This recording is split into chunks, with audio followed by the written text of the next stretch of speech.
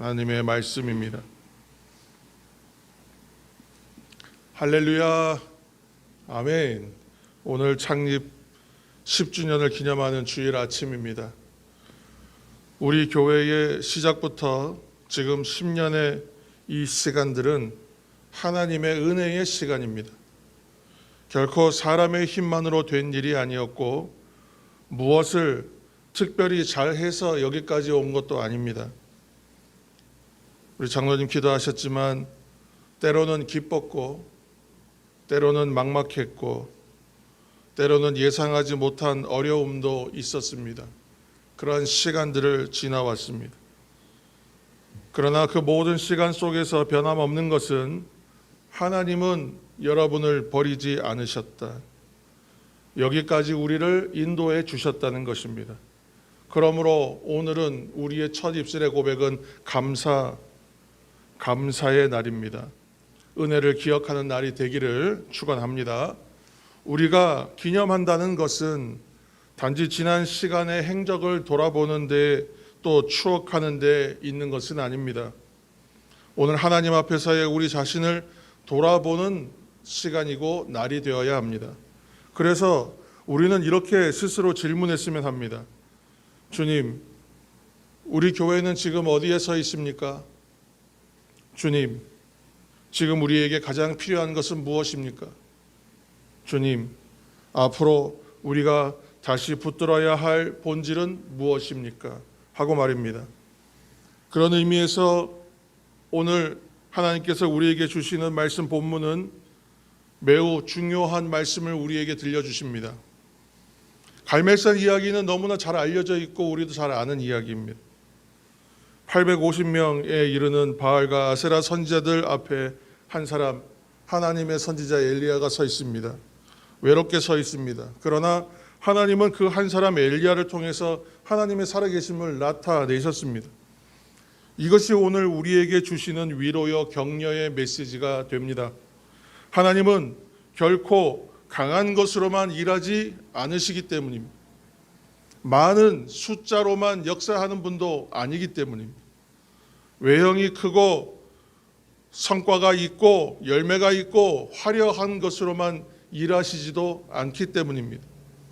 하나님은 오히려 약함 속에서 일하시고 적은 수 가운데에서 일하시며 무너진 자리에서 다시 시작하게 하시는 분입니다.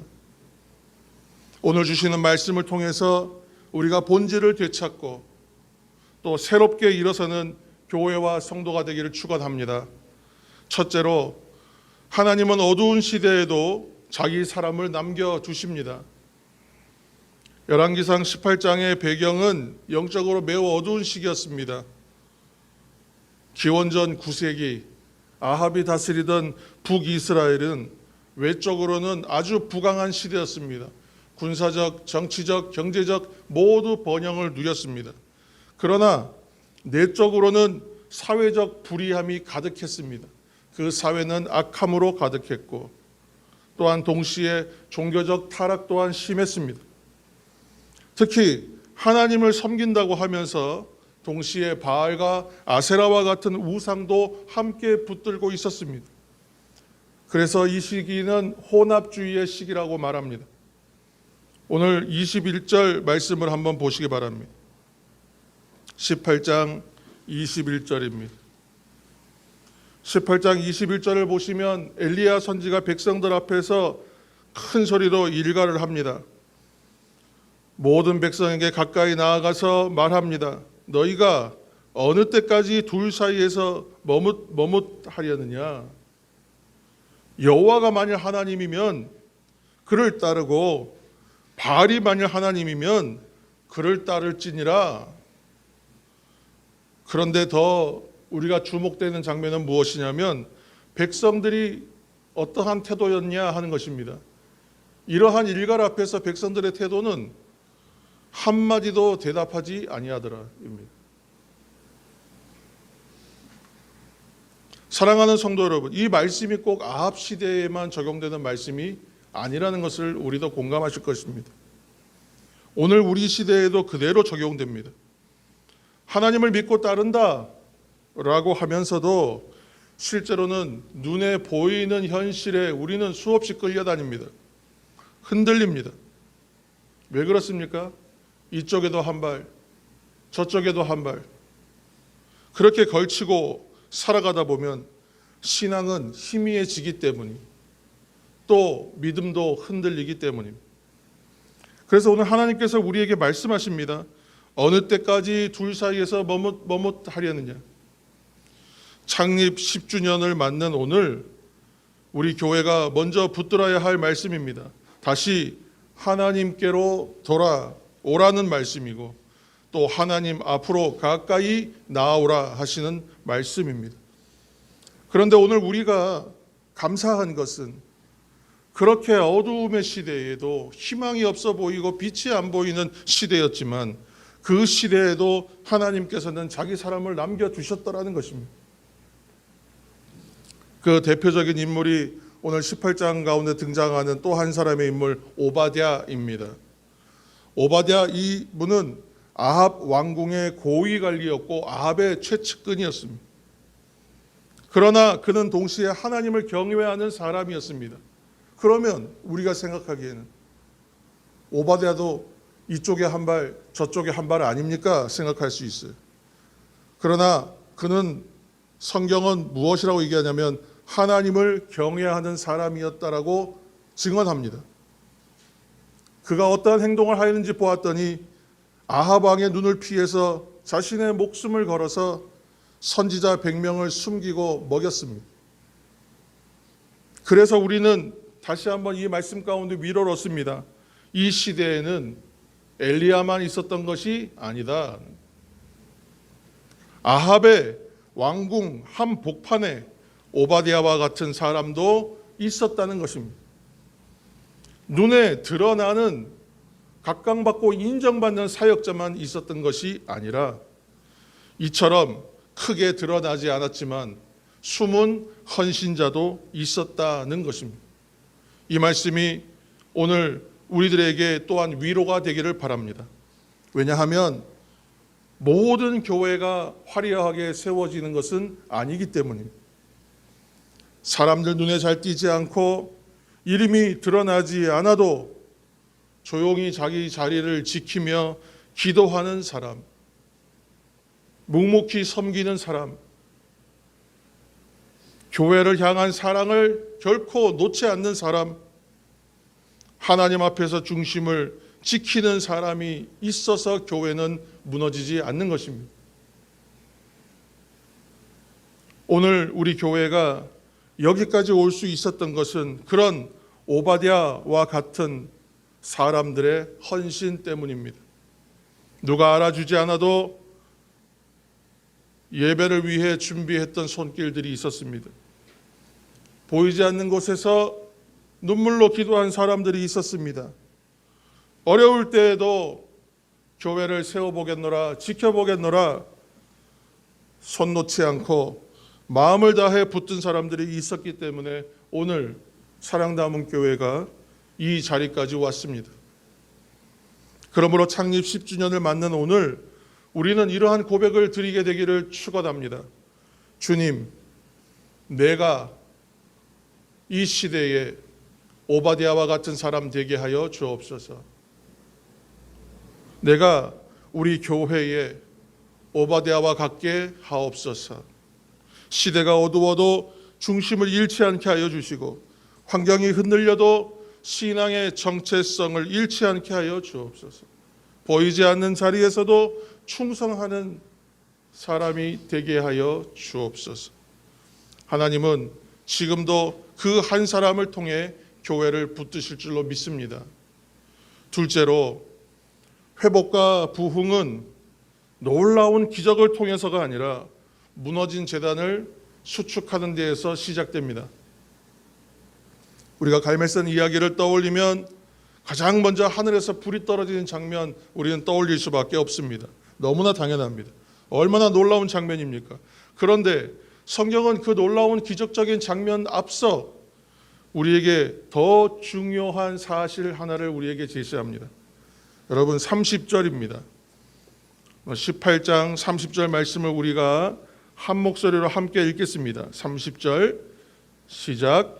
엘리야가 모든 백성을 향하여 이르되 내게로 가까이 오라. 백성이 다 그에게 가까이 가매 그가 무너진 여호와의 제단을 수축하되. 할렐루야. 아멘. 엘리야가 바알과 아세라 선제들 앞에서 가장 먼저 행한 일은 무너진 하나님의 제단을 다시 쌓는 것이었습니다. 여러분, 이것이 중요합니다. 사람들은 빠른 결과, 확실한 결론을 원합니다. 상황이 단번에 역전되기를 원합니다. 그러나 하나님께서는 언제나 먼저 제단을 보십니다. 하나님은 예배를 바라보십니다. 회복과 일어섬은 무너진 기초가 회복되는 것이라는 것을 우리는 알고 있습니다. 거기서부터 시작이라는 것도 알고 있습니다. 그래서 불보다 먼저는 제단입니다. 응답보다는 먼저 예배입니다. 기적보다는 본질의 회복입니다. 사랑하는 성도 여러분, 오늘 이것이 우리 교회에 주시는 말씀입니다. 창립기념주일에 우리가 큰 잔치가 아니라 감사의 예배로 시작하고 드리는 것은 하나님이 기뻐하시는 것이 무엇인지를 알기 때문입니다. 교회의 진짜 위기는 사람이 적은 데 있지 않습니다. 형편이 어려운 것에 있는 것도 아닙니다. 교회의 진짜 위기는 제단이 무너지는 것에 있습니다. 예배가 습관이 되고 감격이 사라지고 첫사랑이 식어지고 하나님 앞에서의 두려움과 떨림마저 사라질 때, 그때에 우리는 제단은 무너지고 있는 것입니다. 그래서 오늘은 기념하는 날이지만 동시에 회복하는 날이 되기를 바랍니다. 우리 자신을 돌아보고 서로를 격려하는 날이 되기를 바랍니다. 주님, 우리 안에 무너진 제단을 다시 세워 주시옵소서. 주님, 식어버린 첫사랑을 다시 회복시켜 주시옵소서. 우리 분주함 가운데에서 알면서도 놓쳐버렸던, 때로는 알면서도 놓아버렸던 그 본질을 다시 붙들게 하여 주옵소서. 이런 기도가 우리 안에 일어나기를 바랍니다. 하나님의 임재를 사모하는 마음으로 다시 시작하여 새롭게 일어나는 사랑 담은 교회가 되기를 이 시간 간절히 축원합니다. 셋째로, 거룩한 한 사람의 기도에서 역전은 시작됩니다. 갈멜산 싸움입니다. 850대 1의 싸움입니다. 우스갯소리처럼 소시적에 싸움 좀 했다 하는 사람들은 13대 1로 싸웠다, 우리 이렇게 농담합니다. 그런데 13대 1까지도 애교입니다. 850대 1입니다. 숫자로 보면 싸우나 마나해 보이는 결과예요. 엘리야는 이미 진 것처럼 보였습니다. 그러나 우리가 알고 있듯이 하나님은 숫자에 매이는 분이 아니라는 것입니다. 바알 선지자들은 아침부터 낮까지 외치고 뛰놀고 몸을 자해하고 상하게 하면서 자신의 열심을 다했습니다. 그러나 성경은 우리에게 증언해요. 아무 소리도 없고 아무 응답도 없고 돌아보는 자도 없었다. 요란했지만 텅 빈 것과 같았다는 것입니다. 열심은 있었지만 생명은 없었습니다. 겉으로는 화려했지만 실제적으로는 아무 능력이 없었습니다. 반면 엘리야는 무너진 제단을 새롭게 쌓아 수축하고 하나님 앞에 섰습니다. 엘리야의 기도는 진실했습니다. 화려하지도 요란하지도 않았습니다. 오직 살아계신 하나님이 하나님 되심을 나타내시기를, 백성의 마음이 다시 하나님께로 돌아오게 해달라는 기도였습니다. 그리고 그 한 사람의 진실한 기도가 시작되니까 마침내 하늘에서 여호와의 불이 떨어졌습니다. 여기서 우리가 붙들어야 할 사실이 하나 있습니다. 기도하는 한 사람은 기도하지 않은 다수보다 강하다는 것입니다. 하나님은 언제나 한 사람을 통해 역전을 시작하셨습니다. 아브라함 한 사람을 부르셔서 믿음의 역사를 시작하셨고, 모세 한 사람을 부르셔서 출애굽의 역사를 시작하셨고, 엘리야 한 사람을 불러 갈멜산 꼭대기에서 하나님의 살아계심을 드러내셨습니다. 하나님은 오늘도 한 사람을 변함없이 찾고 계십니다. 환경을 탓하기 전에 먼저 무릎 꿇는 한 사람, 다른 사람을 기다리기 전에 내가 먼저 순종하는 한 사람, 낙심과 체념을 뚫고 하나님 앞에 서는 한 사람을 찾고 계십니다. 사랑하는 우리 사랑담은 성도 여러분, 오늘 우리들이 그런 한 사람이 되십시다. 오바댜처럼 숨은 자리에서 교회를 위해서 헌신하는 한 사람, 엘리야처럼 무너진 제단 앞에 무릎을 꿇는 한 사람, 사람보다 하나님 더 두려워하는 한 사람, 시대를 탓하기보다 말씀 앞에 나를 창념하여 그 앞에 서는 한 사람, 눈물로 기도하는 한 사람이 이 시대에도 필요합니다. 그리고 오늘 이렇게 결단해야 합니다. 주님, 내가 먼저 그 한 사람 되게 하여 주옵소서. 내가 먼저 예배를 회복하게 하여 주옵소서. 내가 먼저 기도하는 사람 되게 하여 주옵소서. 내가 먼저 제단 앞에 다시 서게 하여 주옵소서. 교회는 그 한 사람을 통해 다시 살아납니다. 넷째로, 예배는 사람의 준비로 끝나지 않고 하나님의 불이 내려올 때 완성됩니다. 오늘 엘리야는 제단을 수축했습니다. 돌을 놓고 제물을 준비했습니다. 물을 붓게 했습니다. 또 붓게 했습니다. 또 붓게 했습니다. 그리고 기도했습니다. 그럼 거기서 끝일까요? 예배는 사람의 준비로 완성되지 않습니다. 예배를 여는 찬양을 인도할 때에도 연습과 준비가 필요합니다. 기도해야 됩니다. 설교자에게도 깊은 묵상과 준비의 과정이 필요합니다. 삶이 더 받침되면 더 좋습니다. 안팎으로 섬기는 수고도 있어야 합니다. 모두가 당연히 중요합니다. 그러나 그것만으로 예배가 완성되지는 않는다. 예배의 완성은 하나님의 임재를 통해서 완성됩니다. 38절 말씀을 보시면 여호와의 불이 내려서 번제물과 나무와 돌과 흙을 다 태우고 또 도랑의 물을 핥은지라 라고 말했습니다. 놀라운 장면입니다.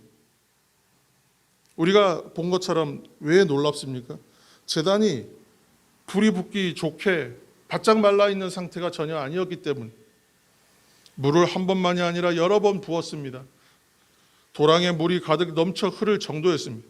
상식적으로는 절대로 불이 붙을 수가 없는 조건입니다. 그러나 하나님의 불은 그 젖은 제단에 임하여 불붙게 하셨다는 것입니다. 이 말씀이 왜 우리에게 큰 소망이 됩니까?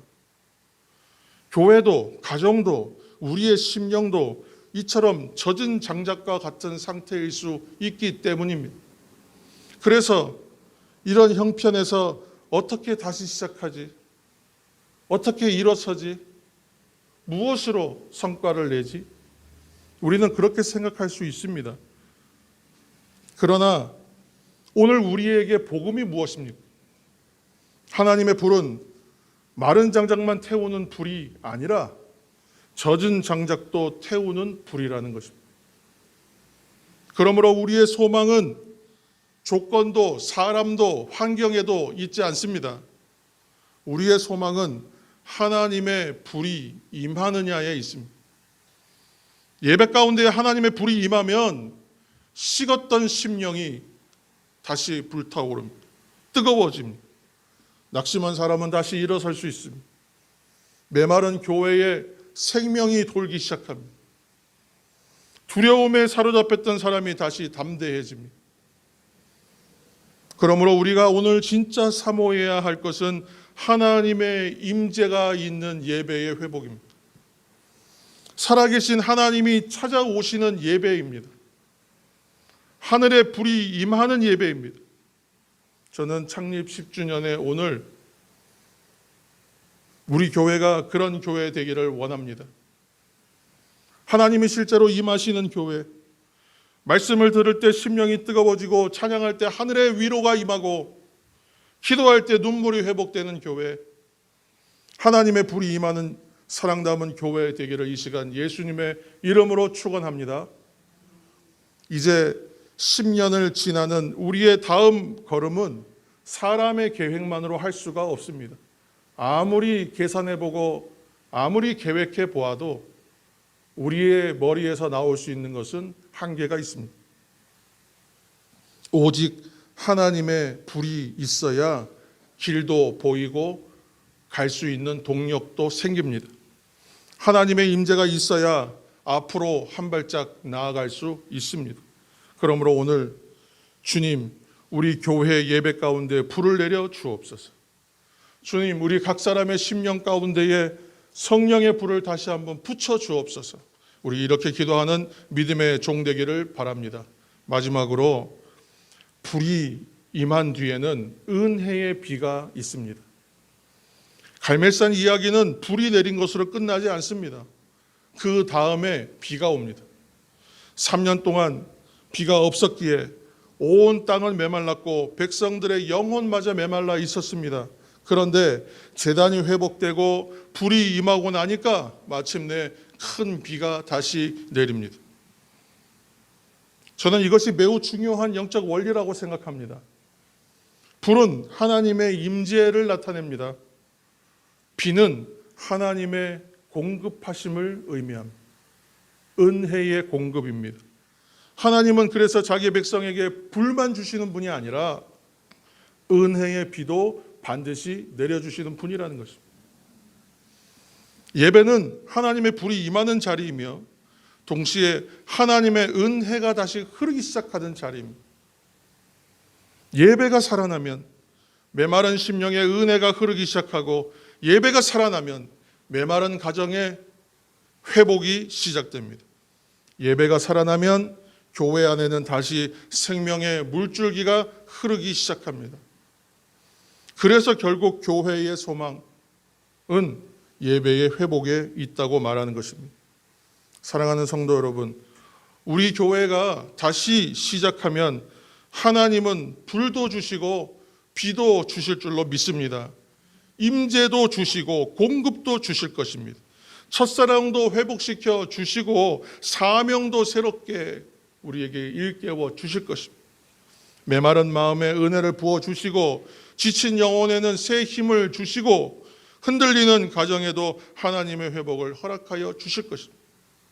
그러므로 오늘 우리는 단지 지나온 10년을 돌아보는 데 머무르지 않을 것입니다. 다시 본질로 돌아가 그곳에 서서 하나님 앞으로 우리 가운데 부어주실 불과 비를 기대하고 소망하는 교회와 성도 되기를 이 시간 예수님의 이름으로 축원합니다. 기도하겠습니다. 하나님 아버지, 교회 창립 10주년을 맞는 오늘 지난 10년 동안 우리 교회를 붙드시고 인도하신 모든 은혜를 감사합니다. 주님, 우리가 지나온 시간보다 오늘 하나님 앞에서 우리 자신을 돌아보고 돌보게 하여 주옵소서. 그래서 무너진 제단을 다시 세우게 하시고 식어진 첫사랑은 회복하게 하여 주시고 본질을 회복하고 다시 서는 교회 되게 하여 주옵소서. 오바댜처럼 충성하게 하시고 엘리야처럼 기도하게 하시고 그렇게 우리 한 사람 한 사람 모두가 교회를 살리는 거룩한 한 사람이 되게 하여 주옵소서.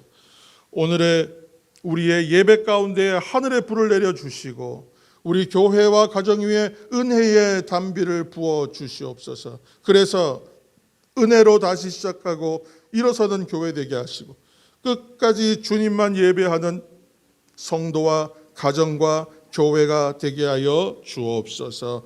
예수 그리스도의 이름으로 기도드리옵나이다. 아멘.